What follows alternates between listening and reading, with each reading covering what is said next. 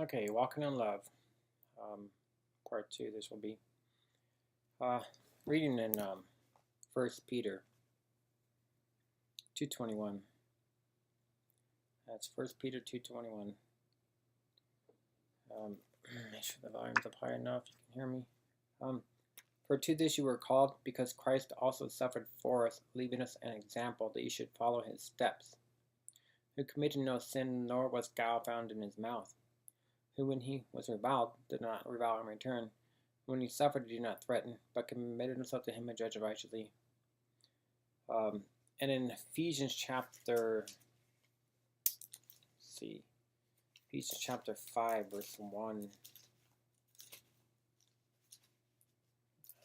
Ephesians 5:1 says, "Therefore be imitators of God as dear children, and walk in love, as Christ also has loved us, and given himself for us an offering and a sacrifice to God for a sweet-smelling aroma."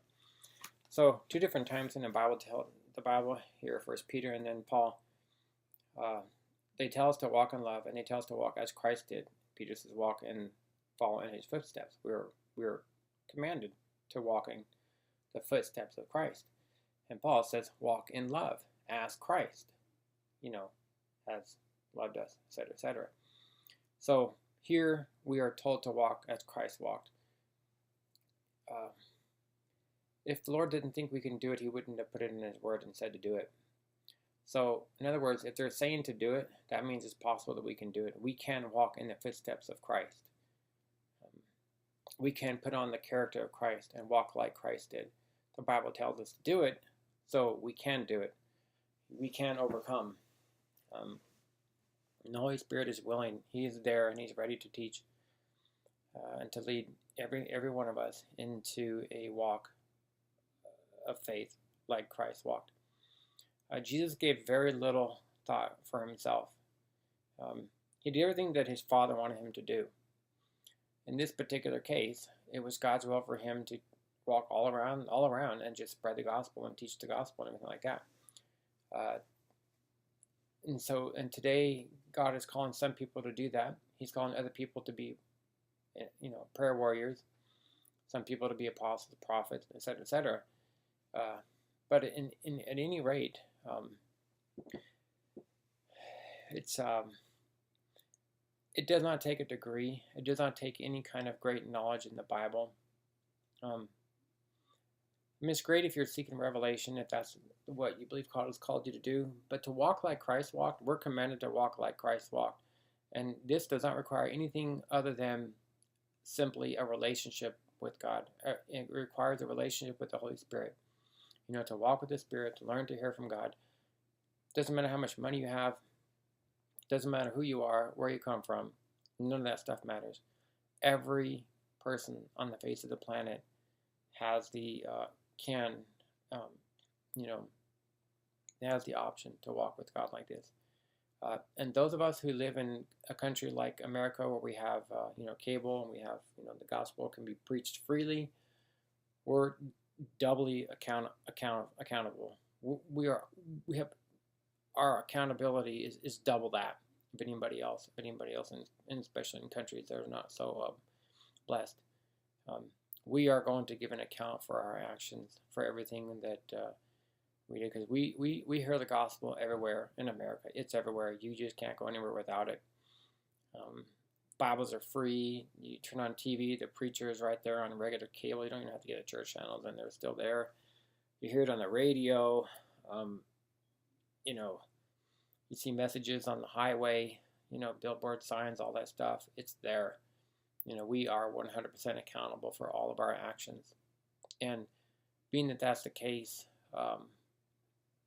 we have access to the internet too.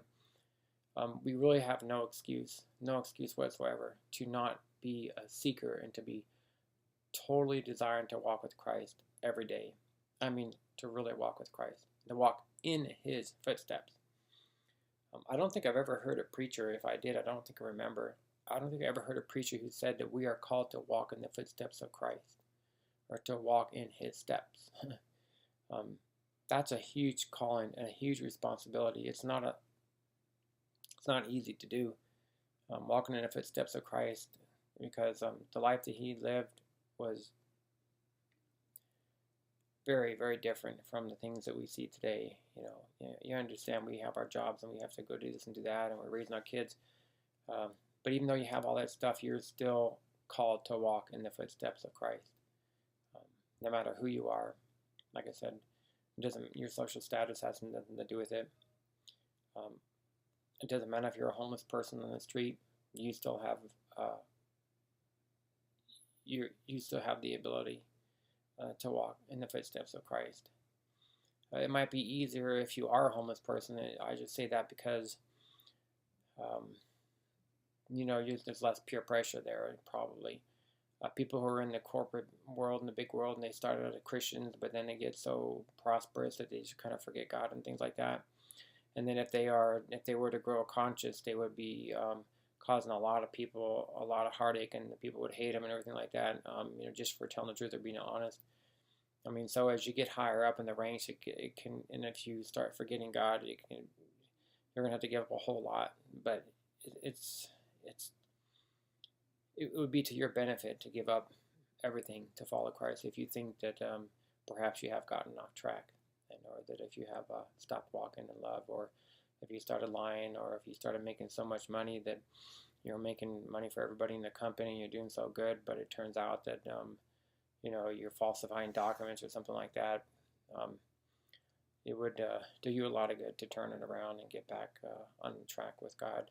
It would be better if you were living on the street and walking in love than if you had all the things in the world, but your own soul was lost, and that you were, walking in lies and deceit and all that kind of stuff, greed. But the wisdom. Remember, in one of the spiritual warfare videos that I had said that I meant to say something, but I forgot. Well, last night I remember what I was going to say. And oftentimes, when you need wisdom for a situation, I will say this prayer like many times. Many times in the last 10 or 15 years, I've said this prayer.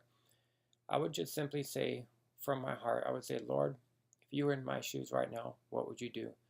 I would say, Lord, am I doing right now what you would be doing if you were in my shoes? How would you handle this situation? I would ask God that. I would ask the Lord that very sincerely. And I would have to open up my heart and my mind to whatever I had believed the Lord was speaking to me, and I would have to let go of that strength of the flesh, the strength of the soul that I'm caught up in, that's preventing me from walking in love. And so I would just ask God, Lord, if this is what you want me to do, let me know. If not, there's got to be another way around this. I want to know, Lord, what you want me to do and how you would do this, handle this situation. So I would say that prayer sincerely, and it never fails. It never fails. He will always tell me what he would do, or he would show me how he would react. And if I was doing the right thing, he wouldn't tell me anything. I would just, continue to do what I'm doing. So walking in love is not being a rug. It can sometimes seem that way, and it just all depends. There's a certain type of spiritual authority that's there. When you're walking in love, you don't want to bounce over into false humility. At the same time, walking in love, if you're into pride, you can't walk in love, because pride is pretty much the opposite of love. Pride is a killer. I'm talking about the negative pride, not the kind of good, like I'm proud to be a Christian, or God says he's proud of you for the things that you've done and you're walking with him. He's proud of you in that sense. That's kind of like a parental good pride. But the deadly pride that I'm talking about, you can't walk in love if you're in pride. And if you're in false humility, you're going to lose your authority too. There is true humility. And true humility is submitted to God. True humility is doing what God tells him to do. The Bible says in Numbers 12:3, Moses was a very humble man, more humble than anyone else on the face of the earth. He was very humble, but his humility was towards God. He didn't just do what all the people wanted him to do. He listened to God, and he obeyed God. That was his humility. And that humility, people persecuted him, they hated him, they tried to rise up against him and everything. and but he still walked in humility, and he walked with God. So yeah, you must put on that cloak of humility, but you just have to be wise and be careful that you're not walking in false humility. Because with the right cloak of humility, you'll be able to discern and see more things in the Spirit. But if you get over into pride or things like that, you're going to miss things. You're going to miss things that are of God. You can't see everything. You can't see unless you need eyes to see. And if you're going to have eyes to see, there has to be a certain type of humility there, a godly humility. And it really does work. God's holy love is perfect. His holy love always works in every situation. And that verse in Ephesians, where it says, "And walk in love as Christ." There's no greater love. There's no greater authority. Love truly does overcome all. And you just got to put on love. It just takes time. It takes something. You got to do it in your prayer closet. Sometimes you get, like I was in a situation where I couldn't go anywhere. I had to overcome, and the only way I could overcome was to respond in love. That was the only way I could overcome. This has happened several times in my life. The only way I could overcome or make it to the next level, or get through this cloud of darkness, was to do something in love, or walk in love, or show love. That was the only way I could overcome. And many times I have been cornered and trapped into this situation. I asked for it. I asked God to purify me. I asked him to give me trials and tribulations. I asked him to show me his perfect way. I asked him many times from my heart that stuff. And every time that I've had to put on more love, it's because I've basically been cornered, where I couldn't do anything else. The only way to overcome was to walk in love. And so now I'm learning to do it all the time in every situation. There are still times when I will occasionally bounce back and try to rely on the flesh or something, but for the most part I'm pretty much like 99% there, where I know something's going to require a walk in love, or a statement out of love, or speaking in love, and I'll just do it, even though I know I'm not going to be heard. I may not be heard or respected at that time, but in my heart I have overcome, and in my trials and tribulations, and in what God has required of me, I had did as much as I could in walking peaceably towards all men. As long as you are doing what you can, the best that you can, in walking at peace towards all men and walking in love, then you're good. Like I said, you can't always change that other person. You can't change their mind, the way they think. But you can get yourself right with God, and you can stay right with God, and you can make sure that you have God's peace on you in every situation. That's how you overcome. That's how you're flying above the clouds. You're flying above the clouds, meaning you're flying above the storms.